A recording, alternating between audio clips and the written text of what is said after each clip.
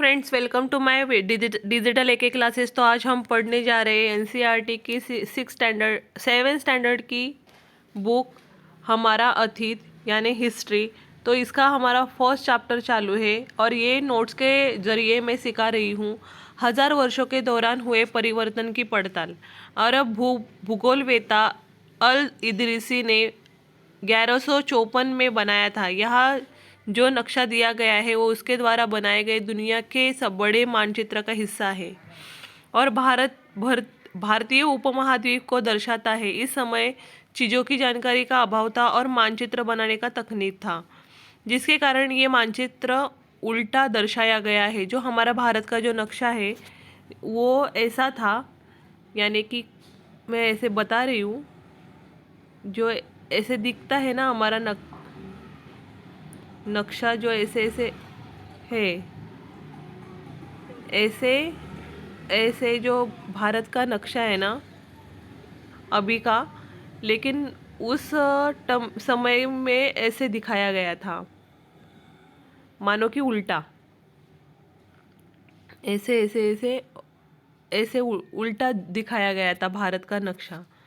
तो मानचित्र 2 फ्रांसीसी मानचित्र ने 1720 में बनाया था। इस समय मानचित्र बनाने का तकनीक में काफ़ी बदल गई थी। ये मानचित्र लगभग 600 वर्ष बाद बनाया गया। यूरोप के नाविक तथा व्यापारी अपनी समुद्र यात्रा के लिए इस नक्शे का इस्तेमाल किया करते थे। नई और पुरानी शब्दावली। ऐतिहासिक कबीले कई तरह की भाषाओं से में मिलते हैं और ये भाषाएं भी समय के साथ साथ बहुत बदली है। उदाहरण के लिए हिंदुस्तान शब्द ही लीजिए। आज हम ऐसे आधुनिक राज्य भारत के अर्थ में लेते हैं। 13वीं सदी में जब फारसी के इतिहास मिन्हाज ए सिराज ने हिंदुस्तान शब्द का प्रयोग किया था, तो उसका आशय पंजाब, हरियाणा और गंगा यमुना के बीच में स्थित इलाकों से था। उसने इस शब्द का राजनीतिक अर्थ में उन इलाकों के लिए इस्तेमाल किया जो दिल्ली के सुल्तान के अधिकार क्षेत्र में आते थे। हिंदुस्तान शब्द दक्षिण भारत के समावेश में कभी नहीं हुआ। 16वीं सदी में आरंभ में बाबर ने हिंदुस्तान शब्द का प्रयोग इस उपमहाद्वीप के भूगोल, पशु पक्षियों और यहाँ के निवासियों की संस्कृति का वर्णन करने के लिए किया, मगर भारत को एक भौगोलिक और सांस्कृतिक सत्व के रूप में पहचाना जा रहा था। वहाँ हिंदुस्तान शब्द से वे राजनीतिक और राष्ट्रीय अर्थ नहीं जुड़े थे जो हम आज जोड़ते हैं। मानो किसी गांव में आने वाले कोई भी अनजान व्यक्ति जो उसे समाज या संस्कृति का अंग न हो, उसे क्या कहा जाता है? विदेशी कहलाता है। स्रोत। इतिहासकार किस युग का अध्ययन करते हैं और उनकी खोज की प्रकृति क्या है, इसे देखते हुए वे अलग अलग तरह के स्रोतों का सहारा लेते हैं। इस पुस्तक में हम मोटे तौर पे 700 से 1750 ईस्वी तक लगभग हजारों वर्षों के बारे में पढ़ेंगे। इतिहासकार इस काल में के बारे में सूचना इकट्ठी करने के लिए अभी भी सिक्कों, शिलालेखों, स्थापत्य, भवन निर्माण कला तथा लिखित सामग्री पर निर्भर करते हैं। इस युग में प्रामाणिक लिखित सामग्री की संख्या और विविधता आश्चर्यजनक रूप से बढ़ गई। इस समय के दौरान कागज क्रमशः सस्ता हो गया और बड़े पैमाने पर उपलब्ध भी होने लगा। लोग धर्मग्रंथ, शासकों के वृत्तांत, संतों के लेखन तथा उपदेश, अर्जियां, अदालतों के दस्तावेज, हिसाब तथा करों के खाते आदि लिखने में इसका उपयोग करने लगे। धनी व्यक्ति, शासक, जन, मठ तथा मंदिर पांडुलिपियां एकत्रित किया करते थे। इन पांडुलिपियों को पुस्तकालयों तथा अभिलेखागारों में रखा जाता है। इन पांडुलिपियों तथा दस्तावेजों से इतिहासकारों को बहुत सारी विस्तृत जानकारी मिलती है, मगर साथ ही इनका उपयोग कठिन है। नए सामाजिक और राजनीतिक समूह। 1700 से 1750, 700 से 1750 के बीच के हजारों वर्ष का अध्ययन इतिहासकारों के आगे भारी चुनौती रखता है, मुख्य रूप से इसलिए कि इस पूरे काल में बड़े पैमाने पर और उनके अनेक तरह के परिवर्तन हुए। इस काल में अलग अलग समय पर और नई प्रौद्योगिकी के दर्शन होते हैं, जैसे सिंचाई में रहट, कताई में चरखे और युद्ध में आग्नेयास्त्रों, बारूद वाले हथियार का इस्तेमाल। इस उपमहाद्वीप में नई तरह का खान पान भी आया, आलू, मक्का, मिर्च, चाय और कॉफ़ी। ध्यान रहे कि ये तमाम परिवर्तन नई प्रौद्योगिकियाँ और फसलें उन लोगों के साथ आए जो विचार भी लेकर आए। परिणाम स्वरूप यह काल आर्थिक, सामाजिक, राजनीतिक, सांस्कृतिक परिवर्तनों का भी काल रहा। राजपूत। इस काल में जिन समुदाय का महत्व बढ़ा उनमें से एक समुदाय था राजपूत, जिसका नाम राजपूत अर्थात राजा का पुत्र से निकला है। 8वीं से 14वीं सदी के बीच यह नाम आमतौर पर योद्धाओं के उस समय के लिए प्रयुक्त होता था जो क्षत्रिय वर्ण के होने का दावा करते थे। क्षेत्र और साम्राज्य।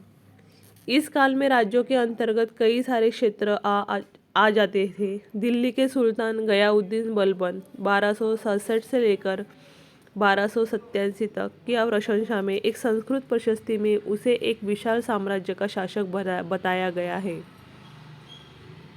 जो पूर्व बंगाल गोंड से लेकर पश्चिम में अफगानिस्तान के गज्जन तक फैला हुआ था, जिसमें संपूर्ण दक्षिण भारत द्रविड़ भी आ जाता था। गौड़, आंध्र प्रदेश, केरल, कर्नाटक, महाराष्ट्र, गुजरात आदि 700 तक कई क्षेत्रों के अपने अपने भौगोलिक आयाम तय हो चुके थे। उनकी भाषा तथा सांस्कृतिक विशेषताएं स्पष्ट हो गई थी। पुराने और नए धर्म। इतिहास के जिन हजारों वर्षों की पड़ताल हम कर रहे हैं, इनके दौरान धार्मिक परंपराओं में कई बड़े परिवर्तन आए। दैविक तत्व के में लोगों का आस्था कभी कभी बिल्कुल ही वैयक्तिक स्तर पर होती थी, मगर आम तौर पर इस आस्था का स्वरूप सामूहिक होता था। किसी दैविक तत्व ने सामूहिक आस्था यानी धर्म प्राय स्थानीय समुदाय के सामाजिक और आर्थिक संगठन से संबंधित होती थी। जैसे जैसे इन समुदायों का सामाजिक संसार बदलता गया, वैसे ही इनकी आस्था में भी परिवर्तन आता गया। हिंदू धर्म। आज जिससे हम हिंदू धर्म कहते हैं, उसमें भी इसी युग में महत्वपूर्ण बदलाव आए। इन परिवर्तनों में से कुछ थे नए देवी देवताओं की पूजा, राजाओं द्वारा मंदिरों का निर्माण और समाज में पुरोहितों के रूप में ब्राह्मणों का बढ़ता महत्व, बढ़ती सत्ता आदि। संरक्षक। संस्कृत ग्रंथों के ज्ञान के कारण समाज में ब्राह्मणों का बड़ा आदर होता था। यही युग था जिसमें यह उपमहाद्वीप में नए नए धर्मों का भी आगमन हुआ। कुरान शरीफ का संदेश भारत में 7वीं सदी में व्यापारियों और आप्रवासियों के जरिए पहुंचा। मुसलमान कुरान शरीफ को अपना धर्म ग्रंथ मानते हैं, केवल ईश्वर अल्लाह की सत्ता को स्वीकार करता है। इस्लाम विद्वान धर्मशास्त्रियों और न्यायशास्त्रियों उलेमा को संरक्षण देते हैं। इस्लाम के अनुयायियों में कुछ शिया थे जो पैगंबर साहब तथा कुछ सुन्नी थे जो पैगंबर साहब के दामाद अली को मुसलमानों का विधि सम्मत नेता मानते थे। समय और इतिहास के कालखंडों पर विचार। इतिहासकार समय को केवल घड़ी या कैलेंडर की तरह नहीं देखते, यानी कि केवल घंटों, दिन या वर्षों के बीतने के रूप में नहीं देखते, बल्कि कुछ बड़े बड़े हिस्सों युगों को कालों में बांट दिया जाता है, तो समय का अध्ययन कुछ आसान हो जाता है। 19वीं सदी के मध्य में अंग्रेज इतिहासकारों ने भारत के इतिहास को 3 युगों में बांटा था, हिंदू, मुस्लिम और ब्रिटिश। यह विभाजन इस विचार पर आधारित था कि शासकों का धर्म ही एकमात्र महत्वपूर्ण ऐतिहासिक परिवर्तन होता है और अर्थव्यवस्था, समाज और संस्कृति में कोई भी महत्वपूर्ण बदलाव नहीं आता। इस दृष्टिकोण में उस उपमहाद्वीप की अपार विविधता की भी उपेक्षा हो जाती थी। इस काल विभाजन को आज बहुत कम इतिहासकार आर्थिक तथा सामाजिक कारकों के आधार पर ही अतीत के विभिन्न कालखंडों की विशेषताएं तय करते हैं। इस तरह हमने 6th स्टैंडर्ड का फर्स्ट चैप्टर समाप्त किया है, तो उसी हम शुरू करने जा रहे हैं दूसरा पार्ट।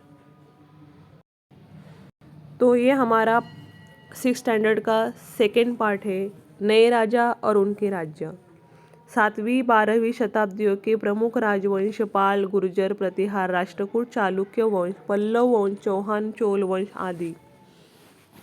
नए राजवंशों का उदय 7वीं सदी आते आते उपमहाद्वीप के विभिन्न भागों में बड़े भूस्वामी और योद्धा सरदार अस्तित्व में आ चुके थे। राजा लोग प्राय उन्हें अपने मातहत या सामंत के रूप में मान्यता देते थे। उसे उम्मीद की जाती थी कि वे राजा या स्वामी के लिए उपहार लाए, उनके दरबार में हाजिरी लगाए और उन्हें अन्य सहायता प्रदान करें। अधिक सत्ता और संपदा हासिल करने पर सामंत अपने आप को महासामंत, महामंडलेश्वर, पूरे मंडल का महान स्वामी इत्यादि घोषित कर ले देते थे। कभी कभी वे अपने स्वामी के आधिपत्य से स्वतंत्र हो जाने का दावा भी करते थे। इस तरह का एक उदाहरण दक्कन के राष्ट्रकूटों का था। शुरुआत में वे कर्नाटक के चालुक्य राजों के अधीनस्थ थे।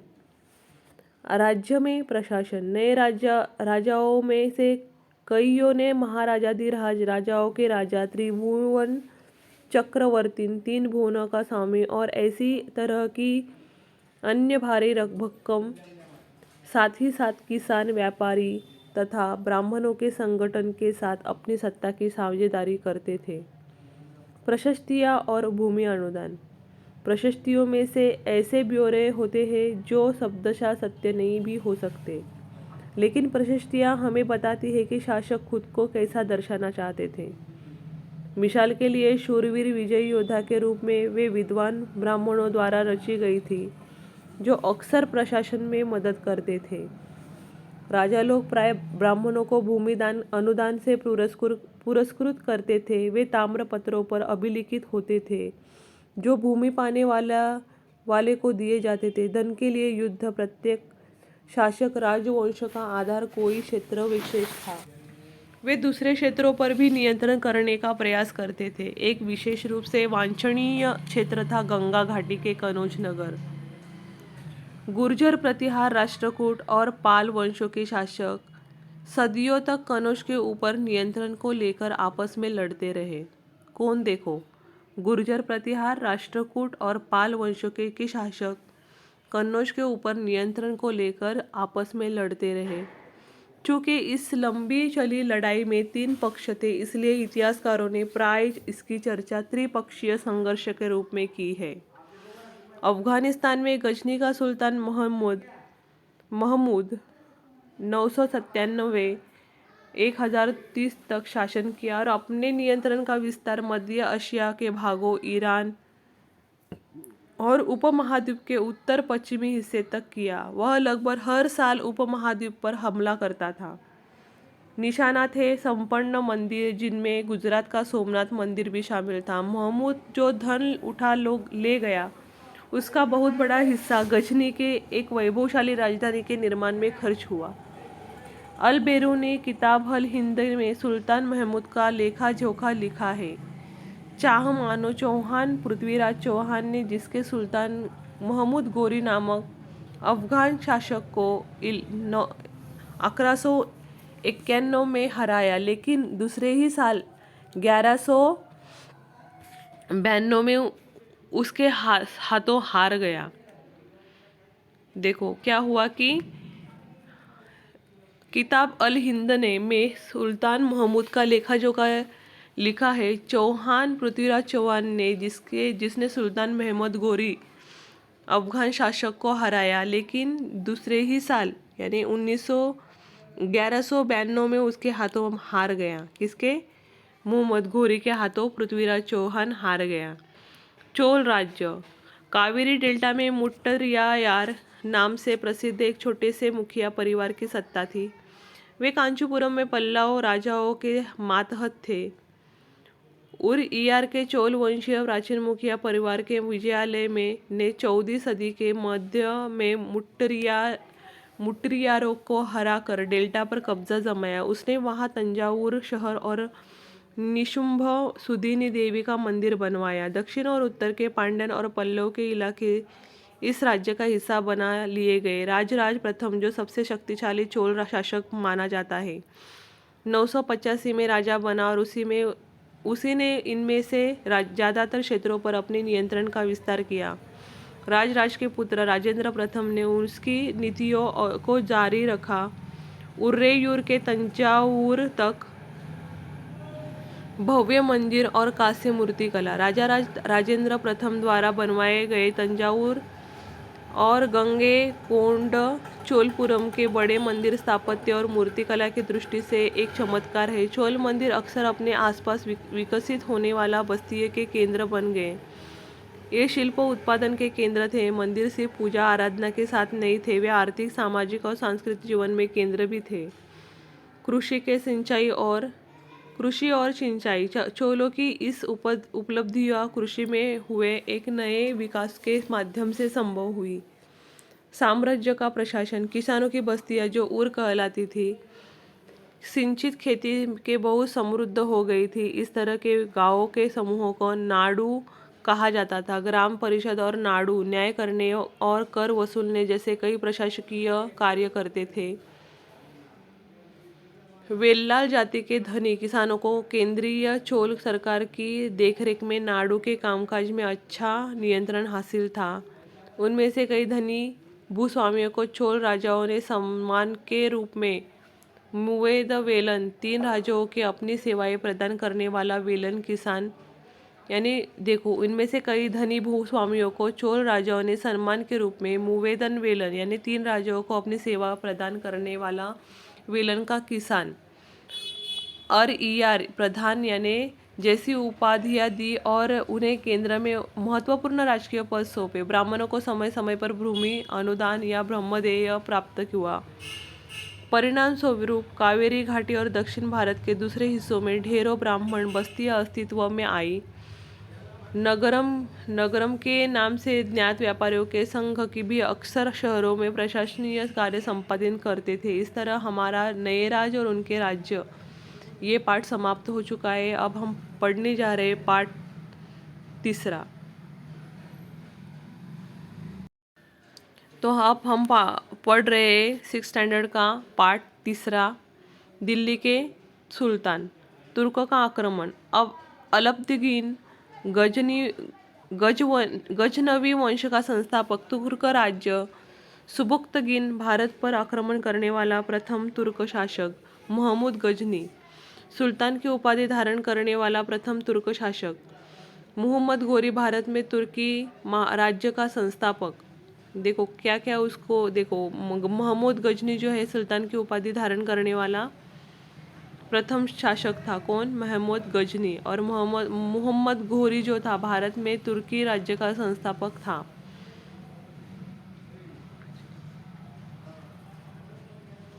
प्रारंभिक तुर्की शासक कुतुबुद्दीन ऐबक, इल्तुमिश, रजिया, खिलजी वंश, जलालुद्दीन, अलाउद्दीन, तुगलक वंश, गजियाउद्दीन। ये जो देखो तुर्की शासक कौन थे? कुतुबुद्दीन ऐबक, इल्तुमिश, रजिया, खिलजी वंश के थे जलालुद्दीन, अलाउद्दीन। तुगलक वंश के थे गयासुद्दीन, मोहम्मद, फिरोज शाह, सैयद वंश के थे खिज्र, मोहम्मद लोदी वंश के थे बहलोल, इब्राहिम लोदी।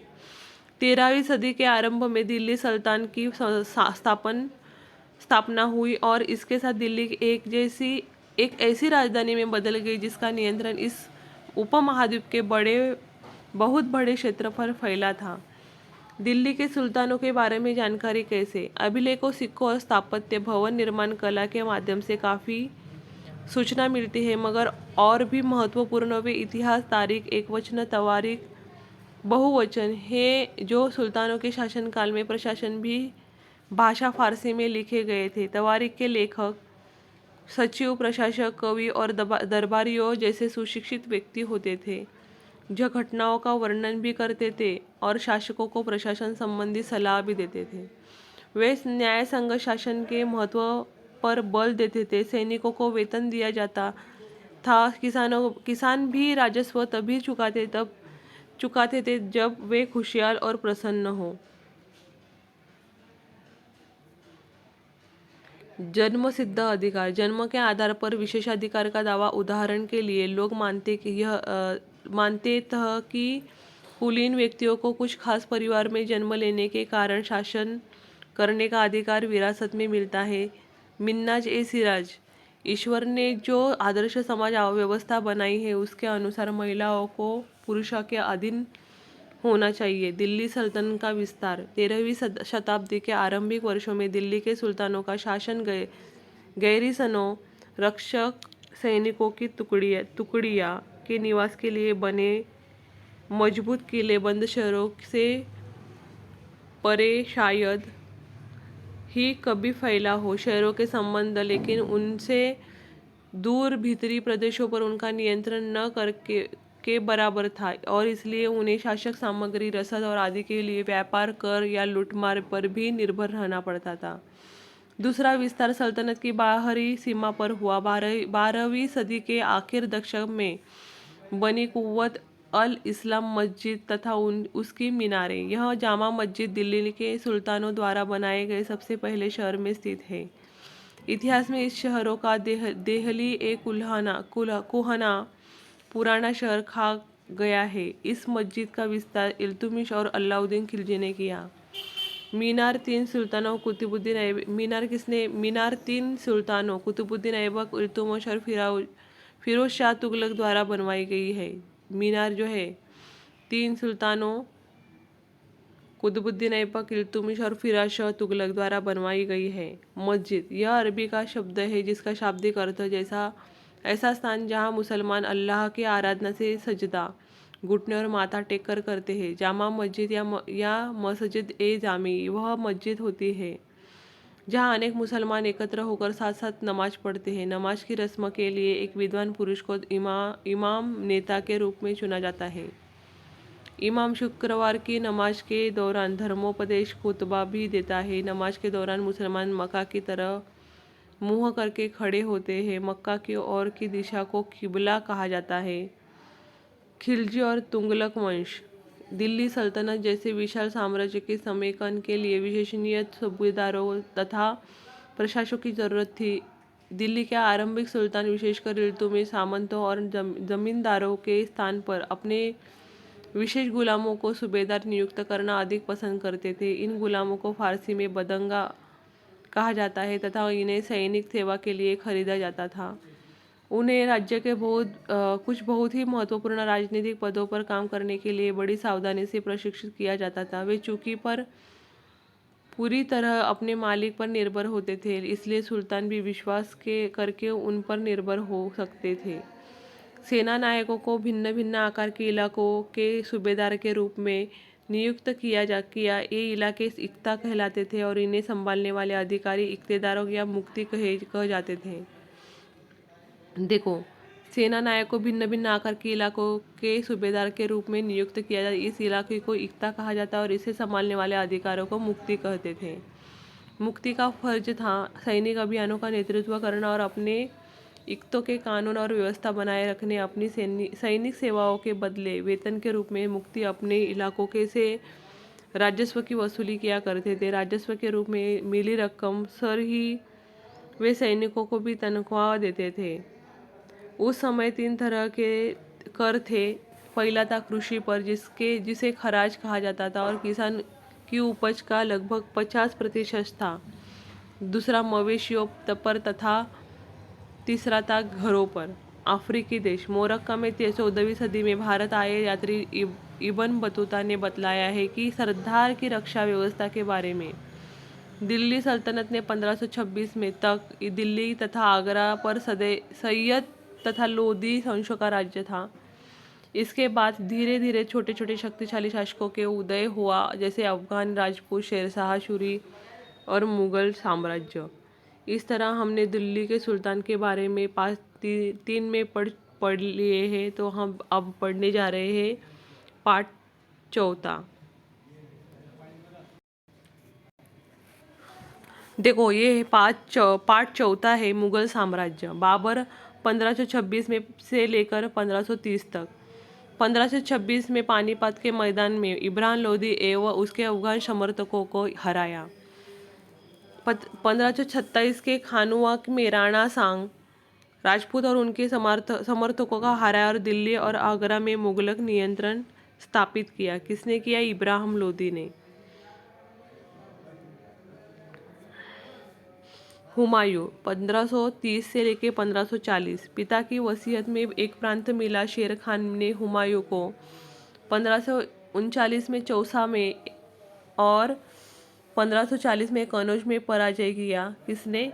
शेर खान ने हुमायूं को 1539 में चौसा में और 1540 में कनौज में पराजय किया शेर खान ने हुमायूं को, और 1555 में दिल्ली पर पुनः कब्जा कर लिया।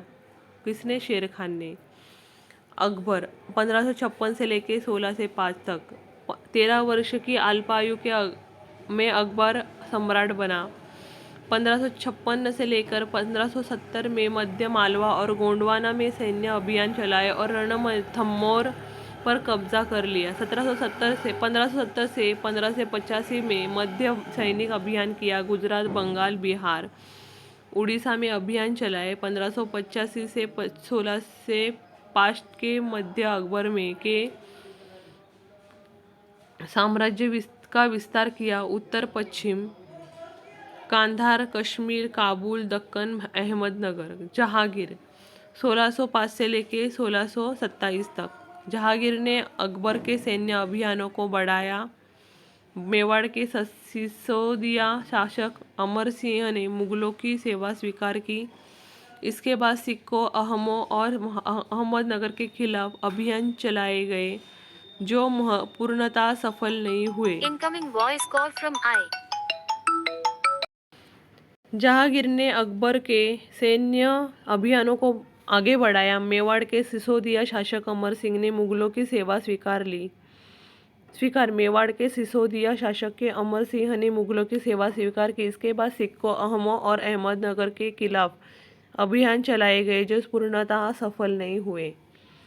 शाहजहां 1627 से लेकर 1658 तक दक्कन में सैन्य अभियान। अहमदनगर के विरुद्ध अभियान जिसके बुंदेलों की हार हुई और ओरछा पर कब्जा कर लिया। अहमदनगर को मुगलों के राज्य में मिला लिया गया।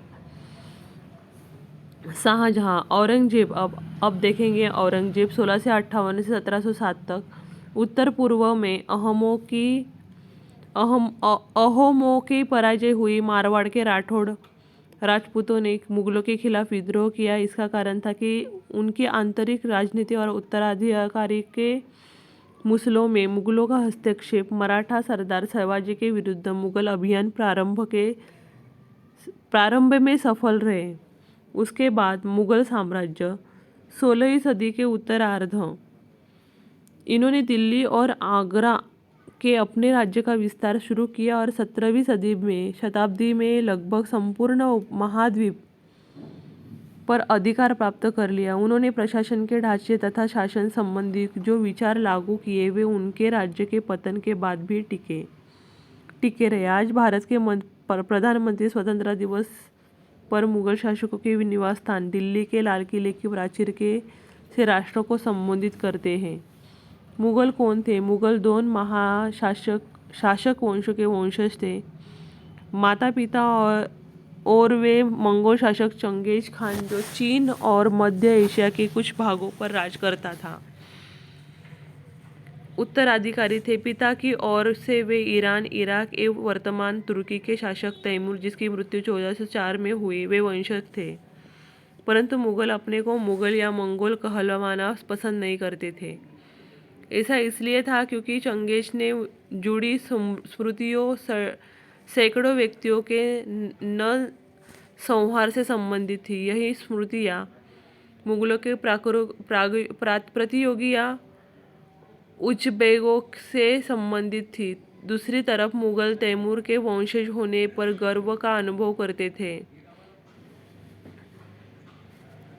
ज़्यादा इसलिए क्योंकि उनके इस महान पूर्वज ने 1398 में दिल्ली पर कब्जा कर लिया था। मुगल सैन्य अभियान। प्रथम मुगल शासक बाबर 1526 से लेकर 1530 तक उसने शासन किया। उसने 1494 में फरघाना राज्य का उत्तराधिकार प्राप्त किया तो उसकी उम्र केवल 12 वर्ष की थी। मंगलों की दूसरी शाखा उशबेगों के आक्रमण के कारण उसे अपनी पैतृक गद्दी छोड़नी पड़ी। अनेक वर्षों तक भटकने के बाद उसने 1504 में काबुल पर कब्जा कर लिया। उसने 1526 में दिल्ली के सुल्तान इब्राहिम लोदी को पानीपत में हराया।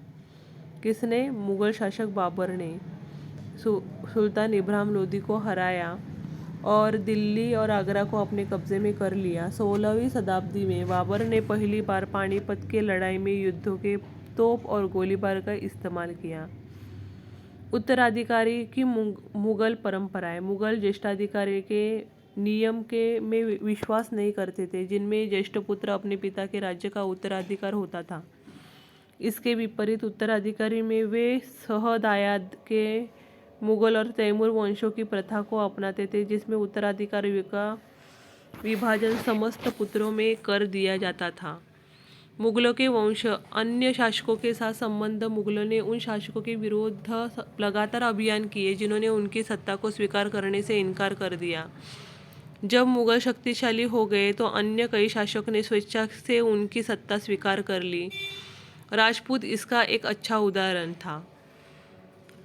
अनेकों घराने के में देखो क्या क्या मुगलों ने उन शासकों के विरुद्ध लगातार अभियान किए जिन्होंने उनकी सत्ता को स्वीकार करने में इनकार लिया। जब मुगल शक्तिशाली हो गए अन्य शासकों के स्वेच्छा के उनकी सत्ता स्वीकार की। राजपुत्र इसका अच्छा उदाहरण है। अनेक घरानों के अपनी पुत्रियों के विवाह करके उच्च पद प्राप्त किए, परंतु मेवाड़ के सिसोदिया वंशिकी ने लंबे समय तक मुगलों की सत्ता को स्वीकार करने से इनकार करते रहे। मनसबदार और जागीरदार। मुसलमान की सेवा में आने वाले नौकरशाह मनसबदार कहलाए। मनसबदार शब्द का प्रयोग Incoming ऐसे voice call व्यक्तियों के from लिए I. है Incoming voice call from I. मुगलों की सेवा में आने वाले नौकरशाह मनसबदार कहलाए। मनसबदार शब्द का प्रयोग ऐसे व्यक्तियों के लिए होता था जिन्हें कोई मनसब यानी कोई सरकारी हैसियत अथवा मद मिलता था। यह मुगलों द्वारा चलाई गई श्रेणी व्यवस्था की थी, जिसके जरिए एक पद, दूसरा वेतन, तीसरे सैन्य उत्तरदायित्व निर्धारित किए जाते थे। पद और वेतन का निर्धारण जात की संख्या पर निर्भर था। जात की संख्या जितनी अधिक होती थी, दरबार में अभिजात की प्रतिष्ठा उतनी ही बढ़ जाती थी और उनका वेतन भी उतना ही अधिक होता था। मनसबदार अपना वेतन राजस्व एकत्रित करने वाली भूमि के रूप में पाते थे, जिन्हें जागीर कहते थे, जो तकरीबन इक्ताओं के समान थी। अंतिम वर्षों में औरंगजेब इन परिवर्तनों पर नियंत्रण नहीं रख पाया। इस कारण किसानों को अत्यधिक मुसीबतों का सामना करना पड़ा। जब्त और जमींदार। मुगलों की आमदनी का प्रमुख साधन किसानों की उपज से मिलने वाला राजस्व था। अधिकतर स्थानों पर किसान ग्रामीण कुलीनों यानी कि मुखिया यानी स्थानीय सरदारों के माध्यम से राजस्व देते थे। समस्त मध्यस्थों के लिए, चाहे वे स्थानीय ग्राम के मुखिया हो या फिर शक्तिशाली सरदार हो, मुगल एक ही शब्द जमींदार का प्रयोग करते थे। अकबर के राजस्व मंत्री टोडरमल ने 10 साल की कालावधि के लिए कृषि की पैदावार, कीमतों और कृषि भूमि का सावधानीपूर्वक सर्वेक्षण किया। इन आंकड़ों के आधार पर प्रत्येक फसल पर नकद के रूप में कर राजस्व निश्चित कर दिया गया। प्रत्येक सूबे प्रांत को राजस्व मंडलों में बांटा गया और प्रत्येक की हर फसल के लिए राजस्व दर की अलग सूची बनाई गई। राजस्व प्राप्त करने की इस व्यवस्था को जब्त कहा जाता था। अकबर ने शासनकाल का इतिहास को 3 जिल्दों में लिखा है। अकबरनामा अकबर के पूर्वजों का बयान है। दूसरा, अकबर के शासनकाल की घटनाओं का विवरण देती है। 3 जिल्दों में लिखा है अकबरनामा। एक है अकबर के पूर्वजों का बयान, दूसरा अकबर के शासनकाल की घटनाओं का विवरण करती है, तीसरा आईने अकबरी है जिसमें अकबर के प्रशासन, घराने, सेना, राजस्व और साम्राज्य के भूगोल का ब्यौरा मिलता है। अकबर की नीतियाँ। अबुल फजल के अकबरनामा विशेषकर आईने अकबरी में मिलता है। साम्राज्यों की प्रांतों में बांटा हुआ था, जिन्हें सूबा कहा जाता था। सूबों के प्रशासक सूबेदार कहलाते थे, जो राजनीतिक तथा सैनिक दोनों प्रकार के कार्यों का निर्वाह करते थे। प्रत्येक प्रांत में एक वित्तीय अधिकार भी होता था, जो दीवानी कहलाता था। कानून और व्यवस्था बनाए रखने के लिए सूबेदार को अन्य अफसरों का सहयोग प्राप्त था, जैसे कि बख्शी, सैनिक वेतन अधिकार, सदर, धार्मिक और धर्मार्थ किए जाने वाले कार्यों का मंत्री, फौजदार, सेना नायक और कोतवाल, नगर का पुलिस अधिकारी का। अबुल फजल ने सुलह ए कुल के इस विचार पर आधारित शासन दृष्टि बनाने में अकबर की मदद की। इस तरह मुगल साम्राज्य, ये पाठ हमारा समाप्त हो चुका है। अब हम पढ़ेंगे पाठ 5। इस तरह हमारा पाठ शुरू हो चुका है 5 पाठवा। ये हमारे मेरे पास जो नोट्स है उसमें से मैं पढ़ा रही हूँ। शासक और इमारतें। कुतुब मीनार 5 मंजिली इमारतें हैं। कुतुबुद्दीन ऐबक ने लगभग 1199 में इसका निर्माण करवाया था। शेष मंजिल का निर्माण 1229 के आसपास इल्तुतमिश द्वारा करवाया गया। अभिलोकों की पट्टियाँ इसके पहले छज्जे के नीचे छोटे मेहराब तथा ज्योमितीय रूपरेखाओं द्वारा निर्मित नमूने को देखें। यह अभिलेख अरबी में है। मीनार का बाहरी हिस्सा घुमावदार तथा कोणीय है। ऐसी सतह पर अभिलेख लिखने के लिए काफ़ी परिशुद्धता की आवश्यकता होती थी। सर्वाधिक योग्य कारीगर ही इस कार्य को संपन्न कर सकते हैं। 8वीं और 18वीं शताब्दी के लिए बीच राज्यों तथा उनके अधिकारियों ने 2 तरह के इमारतें का निर्माण किया। पहली इस दुनिया इमारतों को सुरक्षित संरक्षित और दूसरी दुनिया में आराम विराम की भव्य जगहें, महल तथा वर थे। दूसरी श्रेणी में मंदिर, मस्जिद, हौज, कुएं 7वीं और 10वीं शताब्दी में मध्य वास्तुकार भवनों में और अधिक कमरे, दरवाजे, खिड़कियां बनाने लगे। छत, दरवाजे और खिड़कियां अभी भी 2 ध्रुवाधर खंभों के आर पार एक अनुप्रस्थ शहतीर रखकर बनाए जाते थे। वास्तुकला की यह शैली अनुप्रस्थ तोड़ा निर्माण कहलाई जाती है। 8वीं से 13वीं शताब्दी के बीच मंदिरों, मस्जिदों, मकबरों तथा सीढ़ीकार कुआओं, बावली के से जुड़े भवनों के निर्माण में इस शैली का प्रयोग हुआ।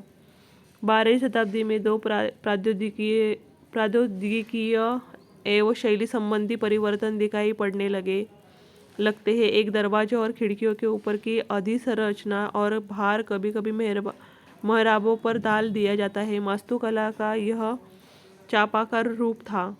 दूसरा, निर्माण कार्य में चूना, पत्थर, सीमेंट का प्रयोग बढ़ गया। उच्च श्रेणी के सीमेंट होती थी, जिनमें पत्थर के टुकड़ों के मिलने से कंक्रीट बनती थी, जिसकी वजह से विशाल ढांचे का निर्माण सरलता और तेजी से होने लगा। मंदिरों, मस्जिदों और हौजों का निर्माण। मंदिरों और मस्जिदों का निर्माण बहुत सुंदर तरीके से किया जाता था, क्योंकि वे उपासना के स्थल थे। वे अपने संरक्षक की शक्ति, धन, वैभव तथा भक्तिभाव की प्रदर्शन करते थे। उदाहरण के लिए राजराजेश्वर मंदिर को लिया जा सकता है। एक अभिलेख से इस बात का संकेत मिलता है कि इस मंदिर का निर्माण राजा राजदेव ने अपने देवता राजराजेश्वरम की उपासना हेतु किया था। मुसलमान सुल्तान तथा बादशाह स्वयं को भगवान के अवतार होने का दावा तो नहीं कर सकते थे, किंतु फारसी दरबारी इतिहासों में सुल्तान का वर्णन अल्लाह की परछाई के रूप में हुआ है। दिल्ली की एक मस्जिद के अभिलेख में से पता चलता है कि अल्लाह ने अलाउद्दीन को शासक इसलिए चुना था क्योंकि उसमें अतीत के महान विधिकर्ताओं मूसा और सुलेमान की विशेषताएं मौजूद थी। सुल्तान इल्तुतमिश ने देहली एक कुहना के एकदम निकट एक विशाल तालाब का निर्माण करके व्यापक सम्मान प्राप्त किया। इस विशाल जलाशय को हौज ए सुल्तानी अथवा राजा का तालाब कहा जाता था।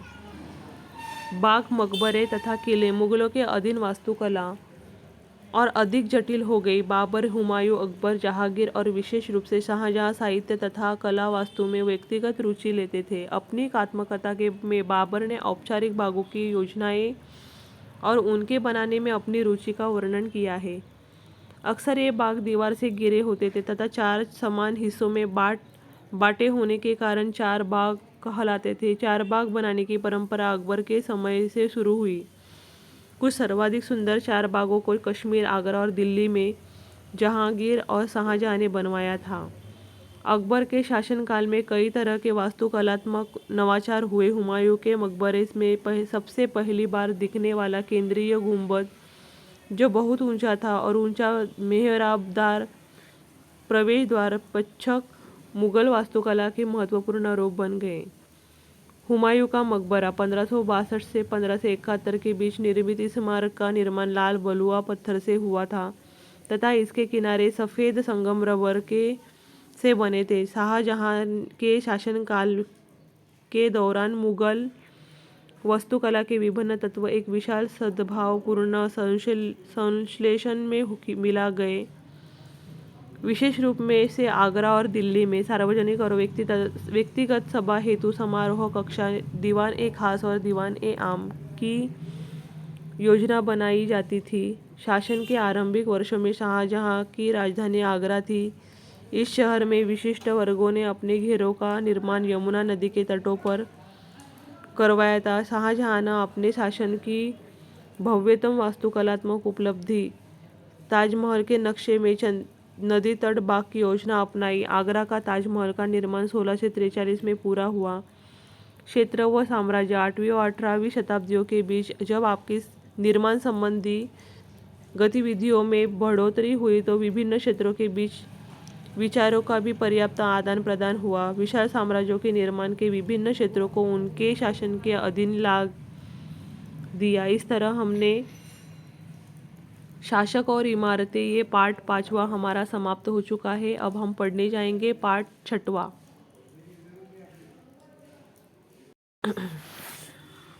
अब हम पढ़ने जा रहे हैं पाठ 6वां, नगर व्यापारी और शिल्पी जन। प्रशासनिक केंद्र चोल राज्य के राजधानी तंजावुर को कावेरी नदी के पास बसा था। राजा राजराज चोल द्वारा निर्मित राजराजेश्वर मंदिर के निर्माण किया था, जिस मंदिर के अलावा नगर में अनेक राजमहल हैं जिसमें कई मंडप बने हुए हैं। राजा लोग इन मंडपों में अपना दरबार लगाते थे। नगर उन बाजारों में हलचल से भरा हुआ है जहां अनाज, मसाले, कपड़े, आभूषणों की बिक्री हो रही है। उरेयूर के में अभिजात वर्ग सूती वस्त्र और जनधारण के लिए मोटा सूती वस्त्र तैयार कर रहे हैं। मंदिर, नगर और तीर्थ केंद्र।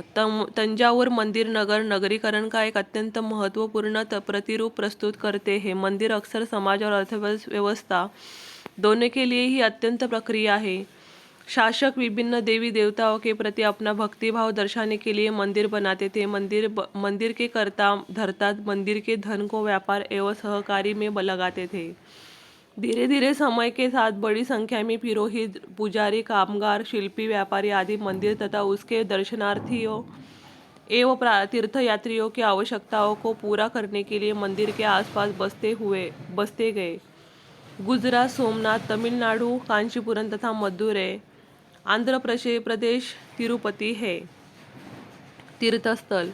तीर्थस्थल भी धीरे धीरे नगरों के रूप में विकसित हो गए। वृंदावन उत्तर प्रदेश और तिरुमलाई तमिलनाडु ऐसे नगरों के दो उदाहरण हैं। अजमेर राजस्थान 12वीं शताब्दी में चौहान राजाओं की राजधानी था। सुप्रसिद्ध सूफी संत ख्वाजा मुइनुद्दीन यहाँ बस गए थे और उनके प्रदर्शनार्थी एवं श्रद्धालु सभी पंथों मतों के हुआ करते थे। अजमेर के पास ही पुष्कर सरोवर है जहाँ प्राचीन काल से ही तीर्थयात्री आते रहे हैं। छोटे नगरों की संजाल। 8वीं शताब्दी से ही उपमहाद्वीप में अपने छोटे छोटे नगरों का संजाल सा बिछने लगा था। संभव था उनका प्रादुर्भाव बड़े बड़े गांवों से हुआ था। उनमें आमतौर पर एक मंडपिका, बाद में जिसे मंडी कहा जाने लगा, होती थी, जहां आसपास के गांव वाले अपनी उपज बेचने के लिए लाते थे। उनमें ऐसी गलियां थी जहां दुकानें और बाजार थे जिन्हें हट कहा जाता था। इसके अलावा भिन्न भिन्न प्रकार के कारीगरों वाले सुनारों, लोहारों, पत्थर तोड़ने वाले आदि के अलग अलग बाजार होते थे। कुछ व्यापारी क्रय विक्रय किया करते थे। बड़े और छोटे व्यापारी के कई प्रकार के हुआ करते थे। उनमें बंजारे लोग भी शामिल थे। कई व्यापारी, विशेष रूप से घोड़े व्यापारी, अपने संघ बनाते थे जिनका एक मुखिया होता था और वह मुखिया उनका और से घोड़ा खरीदने के इच्छुक योद्धा से बातचीत करता था। अफ्रीका से सोना और हाथी दाँत एवं दक्षिण पूर्व एशिया। देखो ये प्रश्न हमें पूछा जाता है कि कहाँ से क्या लिया जाता है। तो देखो अफ्रीका से सोना, हाथी के दांत एवं दक्षिण पूर्व एशिया से चीनी मसाले, टीन, चांदी लाते थे। देखो ये प्रश्न आ चुका है। नगरों के शिल्प, बीदर के शिल्पकार तांबे तथा चांदी के जड़ाई काम के लिए इतने बीदर, देखो बीदर के बारे में बता गया है। बीदर के शिल्पकार तांबे तथा चांदी के काम के लिए इतने प्रसिद्ध थे कि इस शिल्प का नाम बिदरी पड़ गया। पांचाल तथा विश्वकर्मा समुदाय जिसमें सुनार, कसेरे, लोहार, राजमिस्त्री और बढ़ई शामिल थे, मंदिरों के निर्माण के लिए आवश्यक थे। वस्त्र निर्माण से संबंधित कुछ अन्य कार्य जैसे कपास को साफ कराना, काटना और रंगना भी स्वतंत्र व्यवसाय बन गए थे, जिनके लिए विशेषज्ञता की आवश्यकता होती थी। हम्पी नगर कृष्णा और तुंगभद्रा नदियों की घाटी में स्थित है। यह नगर 1336 में स्थापित विजयनगर साम्राज्य का केंद्र स्थल था। शहर की किलेबंदी उच्च कोटि की थी। हम्पी की वास्तुकला विशिष्ट प्रकार की थी। यहाँ से शाही भवनों में भव्य मेहराब और गुंबद थे। 15वीं-16वीं शताब्दी के अपने समृद्धि काल में हम्पी कई वाणिज्यिक और सांस्कृतिक गतिविधियों से गुंजायमान रहता था। उन दिनों हम्पी के बाजारों में मुस्लिम सौदागरों, चेट्टिया और पुर्तगाल जैसे यूरोपीय व्यापारी के एजेंटों का जमघट लगा रहता था। मंदिर सांस्कृतिक गतिविधियों के केंद्र होते थे। महानवमी पर्व, जो आज दक्षिण में नवरात्रि पर्व कहलाता है, 1565 में दक्कनी सुल्तानों गोलकुंडा, बीजापुर, अहमदनगर, बरार और बीदर के शासकों के हाथों विजयनगर की पराजय में के बाद हम्पी का निवास हो गया। सूरत मुगल काल में कैब और अहमदाबाद के साथ साथ गुजरात में पश्चिम व्यापार का वाणिज्य केंद्र बन गया। सूरत और मुझ की खाड़ी से होकर पश्चिमी एशिया के साथ व्यापार करने के लिए मुख्य द्वार था। यहाँ पर पुर्तगाल, डच और अंग्रेजों के कारखाने एवं माल गोदाम थे। सूरत में ऐसी अनेक दुकानें थी जो सूती कपड़ा, थोक और फुटकर कीमतों पर बेचती थी। आज सूरत महत्वपूर्ण वाणिज्यिक केंद्र है। मसूलीपत्तनम या मछलीपत्तनम नगर कृष्णा नदी के डेल्टा पर स्थित है।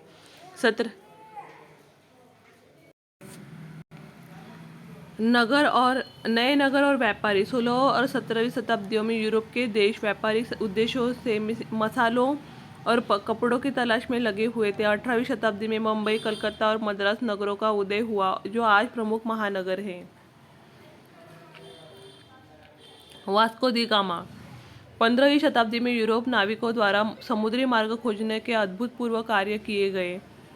पुर्तगाली नाविक वास्को द गामा अटलांटिक महासागर के साथ यात्रा करते हुए केप ऑफ गुड होप से निकलकर हिंदी महासागर को पार करके 1498 कालीकट भारत पहुंच गया। कहाँ से आया वो?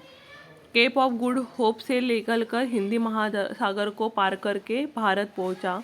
क्रिस्टोफर कोलंबस, इटली वाली क्रिस्टोफर कोलंबस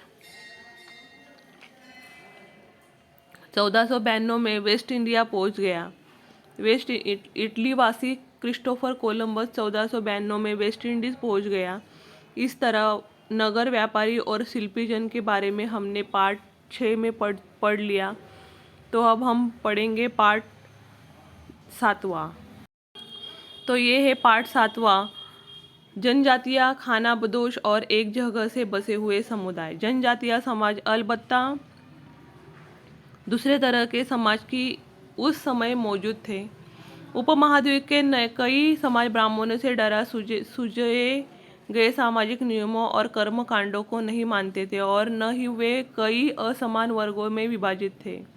अक्सर ऐसे समाजों को जनजाति के सदस्य नातेदारी संबंध से जुड़े होते थे। कई जनजातियाँ खेती से अपना जीविकोपार्जन करती थी। कुछ दूसरी जनजातियाँ के लोग शिकारी, संग्राहक या पशुपालक थे। कुछ जनजातियाँ खानाबदोश थी। इस उपमहाद्वीप के विभिन्न हिस्सों में कई बड़ी जनजातियाँ फली फूली।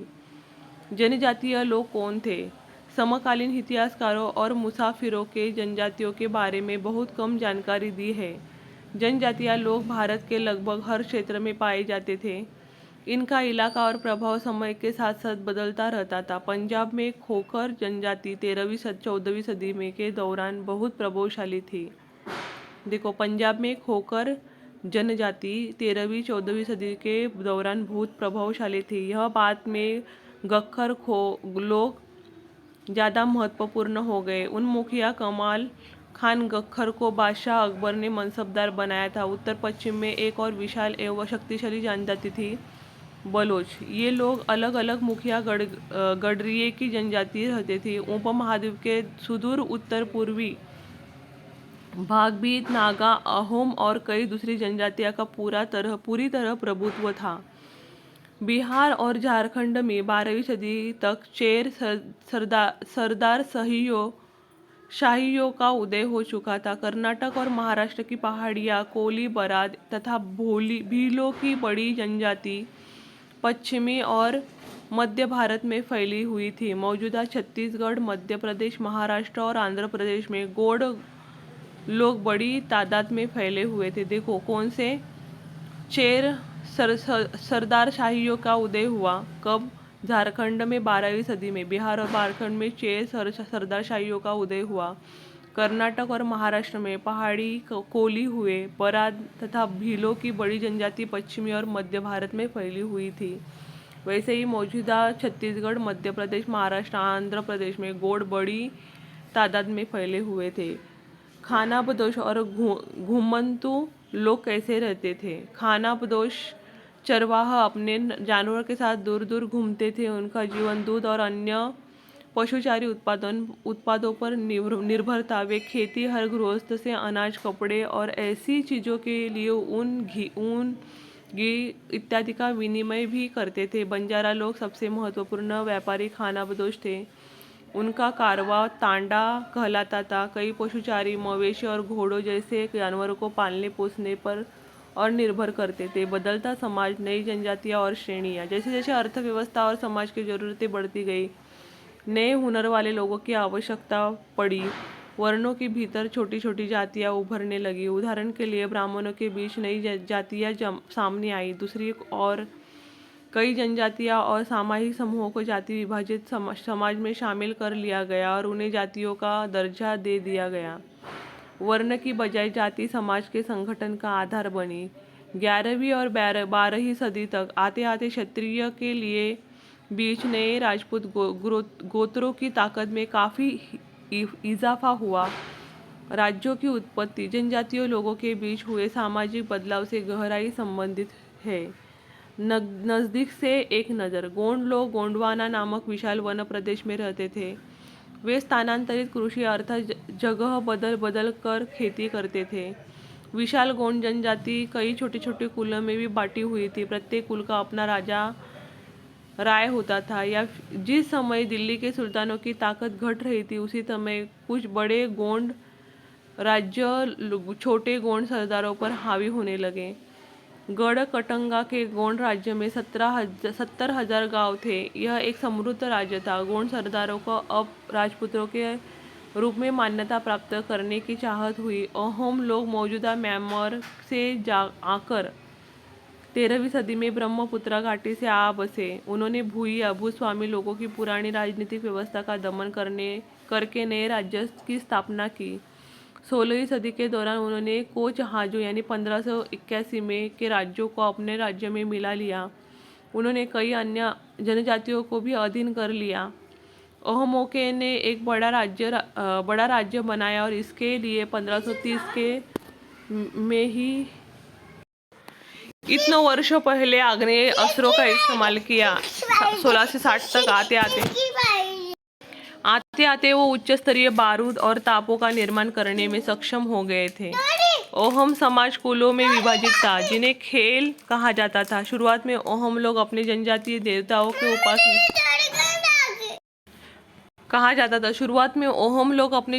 देवताओं की उपासना करते थे, लेकिन 17वीं सदी में पूर्वार्ध में ब्राह्मणों के प्रभाव में बढ़ोतरी हुई। ओहम समाज एक अत्यंत परिष्कृत समाज था। इस तरह हमारा 7वां पाठ समाप्त हो चुका है, जनजातियाँ, खानाबदोश और एक जगह से बसे हुए समुदाय। अब हम देखेंगे पाठ 8वां। पाठ 8वां, ईश्वर से अनुराग। परमेश्वर का विचार बड़े बड़े राज्यों के उदय होने से पहले भिन्न भिन्न समूह के लोग अपने अपने देवी देवताओं की पूजा करते थे। जब लोग नगरों के विकास और व्यापार तथा साम्राज्यों के माध्यम से एक साथ आते थे गए, तब नए नए विचार विकसित होने लगे। यदि मनुष्य भक्ति भाव से परमेश्वर की शरण में आ जाए तो परमेश्वर व्यक्ति को इस संबंध से मुक्त कर सकता है। श्रीमद् भगवद गीता में व्यक्त यह विचार सामान्य सन ईस्वी सन की प्रारंभिक शताब्दियों में लोकप्रिय हो गया था। विशेष धार्मिक अनुष्ठानों के माध्यम से शिव, विष्णु तथा दुर्गा को परम देवी देवता के रूप में पूजा जाने लगा। दक्षिण भारत में भक्ति नयनार और अलवार 7वीं से 9वीं शताब्दियों के बीच कुछ नए धार्मिक आंदोलन का प्रादुर्भाव हुआ। इन आंदोलन का नेतृत्व नयनारों यानी शैव संतों और अलवारों यानी वैष्णव संतों ने किया। देखो, नयनारों यानी शैव संत और अलवार यानी वैष्णव संत।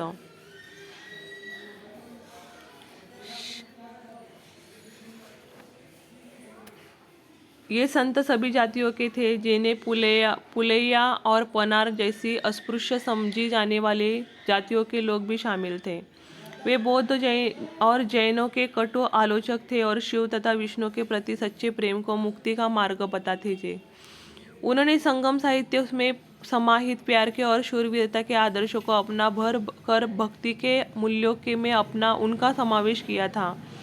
नयनार और अलवार घुमक्कड़ साधु संत थे। वे जिस किसी स्थान या गांव में जाते थे, वहां के स्थानीय देवी देवताओं की प्रशंसा में सुंदर कविताएं रचकर उन्हें संगीतबद्ध कर दिया करते थे। दर्शन और भक्ति शंकर भारत के सर्वाधिक प्रभावशाली दार्शनिक में से है, जिनका जन्म 8वीं शताब्दी में केरल प्रदेश में हुआ था। वे अद्वैतवाद के समर्थक थे, जिनके अनुसार जीवात्मा और परमात्मा जो परम सत्य है, दोनों एक ही है। उन्होंने यह शिक्षा दी कि ब्रह्मा जो एक मात्र परम सत्य है वह निर्गुण और निराकार है। शंकर ने हमारे चारों ओर के संसारों को मिथ्या या माया माना था और संसार का परित्याग करके संन्यास लेने और मोक्ष प्राप्त करने के लिए ज्ञान के मार्गों को अपनाने का उपदेश दिया। रामानुज 11वीं शताब्दी में तमिलनाडु में पैदा हुए थे। वे विष्णु भक्त अलवा संतों से बहुत प्रभावित थे। रामानुज ने विशिष्टाद्वैत के सिद्धांतों को प्रतिपादित किया, जिसके अनुसार आत्मा परमात्मा से जुड़ने के बाद भी अपनी अलग सत्ता बनाए रखती है। उनके अनुसार मोक्ष प्राप्त करने का उपाय विष्णु के प्रति अनन्य भक्ति है। महाराष्ट्र के संत 13वीं से 17वीं शताब्दी तक महाराष्ट्र के अनेकानेक संत कवि हुए, जिनके सरल मराठी भाषा में लिखे गए गीत भी जनमन को प्रेरित करते हैं। उन संतों में सबसे महत्वपूर्ण थे ज्ञानेश्वर, नामदेव, एकनाथ और तुकाराम तथा सखुबाई जैसी स्त्रियां तथा चोखा मेला का परिवार, जो अस्पृश्य समझी जाने वाली महार जाति का था। भक्ति की यह क्षेत्रीय परंपरा पंढरपुर में विठ्ठल विष्णु का एक रूप पर और जन मन के हृदय में विराजमान व्यक्तिगत देव ईश्वर संबंधी विचारों पर केंद्रित थी। जब संतों कवियों ने भी प्रकार के कर्मकांडों, पवित्रता के ढंगों और जन्म पर आधारित सामाजिक अंतरों का विरोध किया तथा दूसरों के दुखों को बांट लेना, जरूरतमंद की सेवा करना, इससे एक नए मानवतावादी विचार का उद्भव हुआ। इस्लाम और सूफी संतों और सूफियों में बहुत अधिक समानता थी। यहाँ तक कि यह भी माना जाता है कि उन्होंने आपस में कई विचारों का आदान प्रदान किया और उन्होंने अपनाया। सूफी मुसलमान रहस्यवादी थे। वे धर्म के बाहरी आडंबरों को अस्वीकार करते हुए ईश्वर के प्रति और भक्ति तथा सभी मनुष्य प्रति दयाभाव रखने पर बल देते थे। इस्लाम ने एकेश्वरवाद यानी एक अल्लाह के प्रतिरूप समर्पण का दृढ़ता से प्रचार किया। 8वीं और 9वीं शताब्दी में धार्मिक विद्वानों में पवित्र कानून, शरिया और इस्लामिक धर्मशास्त्र के विभिन्न पहलुओं को विकसित किया। इस्लाम धीरे धीरे जटिल होता गया। जबकि सूफियों ने अलग अलग रास्ता दिखाया जो ईश्वर के प्रति व्यक्तिगत समर्पण पर बल दिया। सूफी लोगों ने मुस्लिम धार्मिक विद्वानों द्वारा निर्धारित विशद कर्मकांड और आचार संहिता को बहुत अस्वीकार कर दिया। वे ईश्वर के साथ ठीक उसी प्रकार के जुड़े रहना चाहते थे जिस प्रकार एक प्रेमी दुनिया की परवाह किए बिना अपनी प्रियतमा के साथ जुड़े रहना चाहता है। औलिया या पीर की देखरेख के जिक्र, चिंतन, रस, नीति, चर्चा, सास पर नियंत्रण सूफी सिलसिलाओं का प्रादुर्भाव हुआ। 11वीं शताब्दी के अनेक सूफी जन मध्य एशिया से आकर हिंदुस्तान में बसने लगे थे, जैसे अजमेर में ख्वाजा मुइनुद्दीन, दिल्ली के कुतुबुद्दीन बख्तियार काकी, पंजाब के बाबा फरीद, हिल्ली के ख्वाजा निज़ामुद्दीन औलिया और गुलबर्ग के बंदानवाज गिसूद राज। उत्तर भारत में धार्मिक बदलाव। 13वीं सदी के बाद उत्तरी भारत में भक्ति आंदोलन की एक नई लहर आई। यह एक ऐसा युग था जब इस्लाम, ब्राह्मणवादी, हिंदू धर्म, सूफी मत, भक्ति की विभिन्न धाराओं ने और नाथपंथियों, सिद्धों तथा योगियों ने परस्पर एक दूसरे को प्रभावित किया। उनमें कबीर, बाबा, गुरु नानक जैसे कुछ संतों ने भी सभी आडंबरपूर्ण रूढ़िवादी धर्मों का अस्वीकार कर दिया। तुलसीदास, सूरदास जैसे कुछ अन्य संतों ने उस समय विद्यमान विश्वासों तथा पद्धतियों को स्वीकार करते हुए उन्हें सबकी पहुंच में लाने का प्रयत्न किया। असम के शंकर देव ने विष्णु की भक्ति पर बल दिया। इस परंपरा में दादू, रविदास और मीराबाई जैसे संत भी शामिल थे। कबीर 15वीं-16वीं सदी में एक अत्यंत प्रभावशाली संत थे। कबीर निराकार परमेश्वर में विश्वास रखते थे। उन्होंने यह उपदेश दिया कि भक्ति के माध्यम से ही मोक्ष यानी मुक्ति प्राप्त हो सकती है। हिंदू तथा मुसलमान दोनों लोग उनके अनुयायी हो गए। बाबा गुरु नानक। कबीर की अपेक्षा बाबा गुरु नानक 1469 से 1539 तलवंडी पाकिस्तान में ननकाना साहब में जन्म लेने वाले बाबा गुरु नानक के करतारपुर में एक केंद्र स्थापित करने से पहले कई यात्राएं की। धार्मिक कार्यों के लिए जो जगह नियुक्त की थी उसे धर्मशाला कहा गया। आज इसे गुरुद्वारा कहते हैं। लंगर की शुरुआत की सिक्खी के पवित्र ग्रंथ साहब के रूप में जाना जाता है। इस प्रकार हमने ईश्वर से अनुराग ये पाठ समाप्त कर लिया है। तो अब हम पढ़ेंगे पाठ 9वां। देखो, ये पाठ है 9वां, क्षेत्रीय संस्कृतियों का निर्माण। लोगों का वर्णन करने का एक सबसे सामान्य तरीका है कि सबकी बोलचाल की भाषा से उन्हें परिभाषित करना। प्रत्येक क्षेत्र के कुछ खास किस्म के भोजन, वस्त्र, काव्य, नृत्य, संगीत और चित्रकला से जोड़ा करते हैं, जिन्हें हम आज क्षेत्रीय संस्कृतियाँ समझते हैं। वे समय के साथ साथ बदली हैं और आज भी बदल रही है। ये विचारों के आदान प्रदान ने एक दूसरे को संपन्न बनाया है। चेर और मलयालम भाषा का विकास। महोदयपुरम का चेर राज्य प्रायद्वीप के दक्षिणी पश्चिमी भाग में है, जो आज के केरल राज्य का हिस्सा है। 9वीं शताब्दी में स्थापित किया गया मलयालम भाषा इस इलाके में बोली जाती थी। शासकों ने मलयालम भाषा एवं लिपि का प्रयोग अपने अभिलेखों में किया। शासक और धार्मिक परंपराएं। अन्य क्षेत्रों में क्षेत्रीय संस्कृतियाँ क्षेत्रीय धार्मिक परंपराओं से विकसित हुई थी। इस प्रक्रिया का सर्वोत्तम उदाहरण है पुरी, उड़ीसा में जगन्नाथ का संप्रदाय। जगन्नाथ का अर्थ दुनिया का मालिक, जो विष्णु का पर्यायवाची है। आज तक जगन्नाथ की काष्ठ प्रतिमा स्थानीय जनजातीय लोगों द्वारा बनाई जाती है, जिससे कि जगन्नाथ मूलतः एक स्थानीय देवता थे, जिन्हें आज आगे चलकर विष्णु का रूप मान लिया गया। 12वीं शताब्दी में गंग वंश के राजा अनंत वर्मन ने पुरी में पुरुषोत्तम जगन्नाथ के लिए एक मंदिर बनवाने का निश्चय किया। इस मंदिर को तीर्थस्थल यानी तीर्थयात्रा के केंद्र के रूप में महत्व प्राप्त होता गया। सामाजिक तथा राजनीतिक मामलों में भी इसकी सत्ता बढ़ती गई। राजपूत शूरवीरता की परंपराएं। ऐसे अनेक समूह हैं जो उत्तरी तथा मध्यवर्ती भारत के अनेक क्षेत्रों में अपने आप को राजपूत कहते हैं। राजपूतों ने राजस्थान को विशिष्ट सांस्कृतिक प्रदान की थी। ये सांस्कृतिक परंपराएं वहाँ के शासकों के आदर्शों तथा लाशाओं के साथ घनिष्ठता से जुड़ी हुई थी। लगभग 8वीं शताब्दी से आज के राजस्थान के अधिकांश भाग पर विभिन्न परिवार के राजपूत राजाओं का शासन रहा। पृथ्वीराज एक ऐसा शासक था जिसने रणक्षेत्र में बहादुरी से लड़ते हुए अक्सर मृत्यु का वरण किया मगर पीठ नहीं दिखाई। कौन? पृथ्वीराज चौहान। क्षेत्रीय सामंत से परे, सीमांतों से परे। कत्थक शब्द कथा शब्द से निकला, जिसका प्रयोग संस्कृत तथा अन्य भाषाओं में कहानी के लिए किया गया था। कत्थक मूल रूप से उत्तर भारत में के मंदिरों में कथा यानी कहानी सुनने वालों की एक जाति थी। 15वीं तथा 16वीं शताब्दियों में भक्ति आंदोलन के प्रसार के साथ कत्थक एक विशिष्ट नृत्य शैली का रूप धारण करने लगा।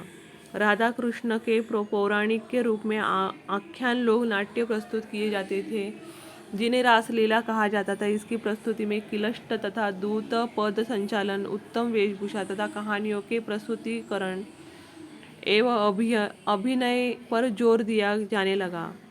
तमिलनाडु में भरतनाट्यम, केरल में कथाकली, उड़ीसा में ओडिसी, आंध्र प्रदेश में कुचिपुड़ी।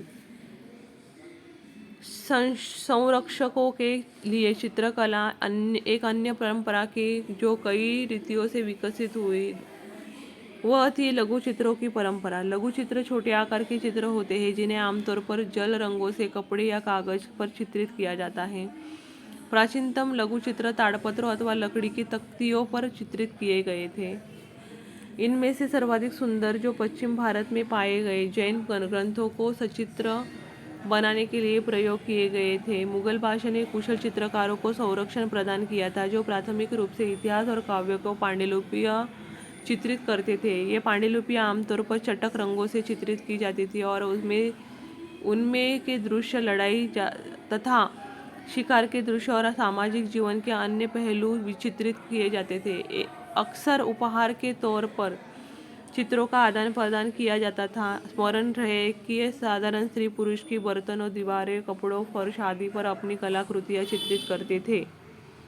इस तरह एक क्षेत्रीय भाषा का विकास। बंगाल के लोग हमेशा बंगाली ही बोलते थे, किंतु एक यह दिलचस्प बात है कि आज बंगाली संस्कृत से निकली हुई भाषा मानी जाती है। प्रारंभिक ईसा पूर्व प्रथम सहस्राब्दी के मध्य भाग के संस्कृत ग्रंथों के अध्ययन से यह पता चलता है कि बंगाल के लोग संस्कृत से उपजी हुई भाषाएं नहीं बोलते थे। तो फिर नई भाषा का उद्भव कैसे हुआ? ईस्वी सन पूर्व 4वीं-3री शताब्दी में बंगाल और मगध के बीच वाणिज्यिक संबंध स्थापित होने लगे थे, जिसके कारण संस्कृत भाषा का प्रभाव बढ़ता गया। ब्राह्मणों के बसने से सांस्कृतिक प्रभाव अधिक प्रबल हो गए और चीनी यात्री ह्यून-सांग ने यह पाया कि बंगाल में सर्वत्र संस्कृत से संबंधित भाषाओं के प्रयोग हो रहा था। पीर और मंदिर। 16वीं शताब्दी से लोगों ने बड़ी संख्या में पश्चिम बंगाल के कम उपजाऊ क्षेत्रों को छोड़कर दक्षिण पूर्व बंगाल के जंगली तथा दलदली इलाकों में प्रवास करना शुरू कर दिया था। प्रारंभ में बाहर से आकर यहाँ बसने वाले लोग इस अस्थिर परिस्थितियों में रहने लगे के लिए कुछ व्यवस्था तथा आश्वासन चाहते थे। ये सुख सुविधाएं तथा आश्वासन उन्हें समुदाय के नेताओं के प्रदान की। ये नेता शिक्षकों और निर्णायकों की भूमिकाएं भी अदा करते थे। कभी कभी ऐसा समझा जाता था कि नई नेताओं के पास अलौकिक शक्तियां हैं। स्नेह और आदर से उन लोग इन्हें पीर कहा करते थे। इस पीर श्रेणी में संत या सूफी और ग्रंथी महानुभाव पीरों की पूजा पद्धति बहुत लोकप्रिय हो गई। तब बंगाल के 15वीं शताब्दी के बाद वाले वर्षों में मंदिर बनाने का दौर जोरों पर रहा और उनकी प्रतिमाएं मंदिरों में स्थापित की जाने लगी। मछली भोजन के रूप में परंपरागत भोजन संबंधी आदतें आमतौर पर स्थानीय रूप से उपलब्ध खाद्य पदार्थों पर निर्भर करती है। बंगाल एक नदीय मैदान है जहाँ मछली और धान की उपज बहुतायत हो सकती है, इसलिए यह स्वाभाविक है कि इन दोनों वस्तुओं को गरीब बंगालियों की भोजन सूची में भी प्रमुख स्थान प्राप्त है। इस तरह हमारा 6th स्टैंडर्ड का पार्ट 9वां समाप्त हो चुका है। अब हम आखिरी पार्ट की ओर जा रहे हैं, पार्ट 10वां। ये हमारा आखिरी पार्ट 7 स्टैंडर्ड का आखिरी पार्ट 10वां 18वीं शताब्दी में नए राजनीतिक गठन। 8वीं शताब्दी में पूर्वार्ध के दौरान उपमहाद्वीप ने कुछ विशेष रूप से उल्लेखनीय घटनाएं घटी। एक अन्य शक्ति यानी ब्रिटिश सत्ता ने पूर्वी भारत के बड़े बड़े हिस्सों को सफलतापूर्वक हड़प लिया था। 18वीं शताब्दी में नए राज्यों का गठन हुआ। मुगल साम्राज्य परवर्ती मुगलों के लिए 17वीं शताब्दी के अंतिम वर्षों में उनके शासन तरह तरह के संकट खड़ा होने लगा था। ऐसा अनेक कारणों से हुआ। बादशाह औरंगजेब ने दक्कन में लंबी लड़ाई लड़ते हुए साम्राज्य के सैन्य और वित्तीय संसाधनों को बहुत अधिक खर्च कर दिया था। साम्राज्य के प्रशासन की कार्यकुशलता समाप्त होने लगी। सूबेदार के रूप नियुक्त अभिजात अक्सर राजस्व और सैन्य प्रशासन, दीवानी एवं फौजदारी दोनों कार्यालयों पर नियंत्रण रखते थे। धीरे धीरे सूबेदार ने प्रांतों पर अपना नियंत्रण कायम किया और राजनीतिक व आर्थिक सत्ता प्रांतीय सूबेदारों, स्थानीय सरदारों व अन्य समूहों के हाथों में आ गई थी। औरंगजेब के उत्तराधिकारी इस बदलाव को रोक न सके। इसी दौरान ईरान के शासक नादिर शाह और अफगान शासक आदम शाह अब्दाली उत्तरी भारत पर आक्रमण किया। ईरान के शासक नादिर शाह और अफगान के शासक अहमद शाह अब्दाली उत्तरी भारत पर आक्रमण किया।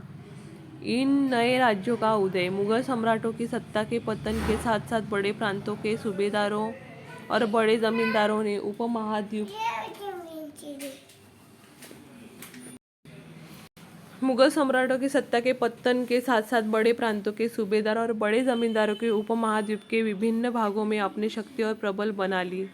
एक अवध, बंगाल, हैदराबाद जैसे राज्यों को पहले मुगल प्रांत थे। दूसरा राजपूत प्रदेश शामिल थे। तीसरा मराठों, सिखों और तथा जाटों के राज्य आते हैं।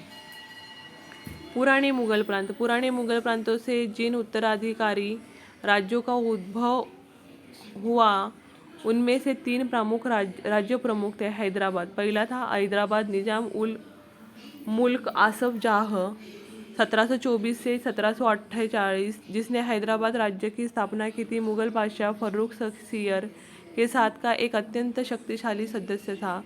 उसे सर्वप्रथम अवध की सूबेदार सौंपी गई थी और बाद में उसे दक्कन का कार्यकार दे दिया गया था और राजनीतिक और वित्तीय प्रशासन पर पूरा नियंत्रण था। दूसरा था अवध। बुरहान उल हक सआदत खान को 1722 में अवध का सूबेदार नियुक्त किया गया था। मुगल साम्राज्य का विघटन होने पर जो राज्य बने उनमें यह राज्य सर्वाधिक महत्वपूर्ण राज्यों में से एक था। अवध एक समृद्धिशाली प्रदेश था जो गंगा नदी के उपजाऊ मैदान में फैला हुआ था। बुरहान उल हक ने भी अवध की सूबेदारी, दीवानी और फौजदारी एक साथ अपने हाथ में ले ली और सूबे की राजनीतिक, वित्तीय और सैनिक मामलों का एकमात्र कर्ता धर्ता बन गया। कौन?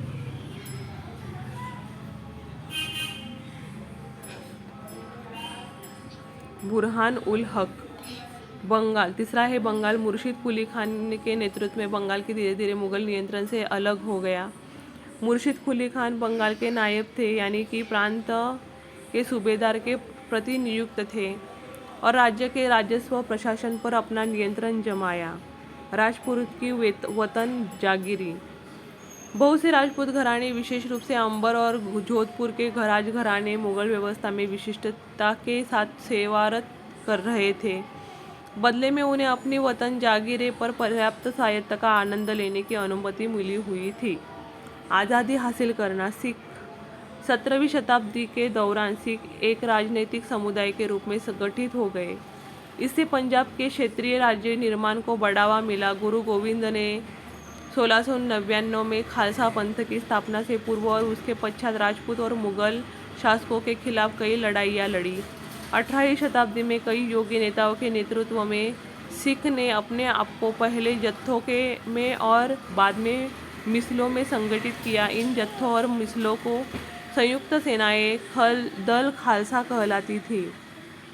मराठा राज्य एक अन्य शक्तिशाली क्षेत्रीय राज्य था जो मुगल का लगातार विरोध करते उत्पन्न हुआ था। शिवाजी 1627 से लेकर 1680 में ने शक्तिशाली योद्धा परिवार की सहायता से एक स्थायी राज्य की स्थापना की।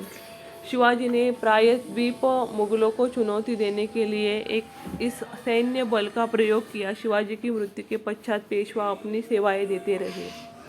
जाट ने भी 17वीं 18वीं शताब्दियों में अपनी सत्ता सुदृढ़ की। दिल्ली और आगरा के पास के अभिरक्षक बन गए। पानीपत तथा वल्लभगढ़ शहर व्यापारी केंद्र बन गए। सूरजमल के राज्य में भरतपुर शक्तिशाली राज्य के रूप में उभरा।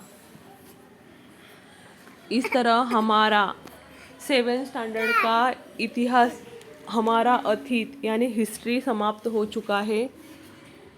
तो ये एक ही लेक्चर में मैंने पूरे 10 पार्ट पढ़ा लिए हैं। इस तरह हमारा NCERT की बुक, 7th स्टैंडर्ड की बुक ये समाप्त हो चुकी है हिस्ट्री की।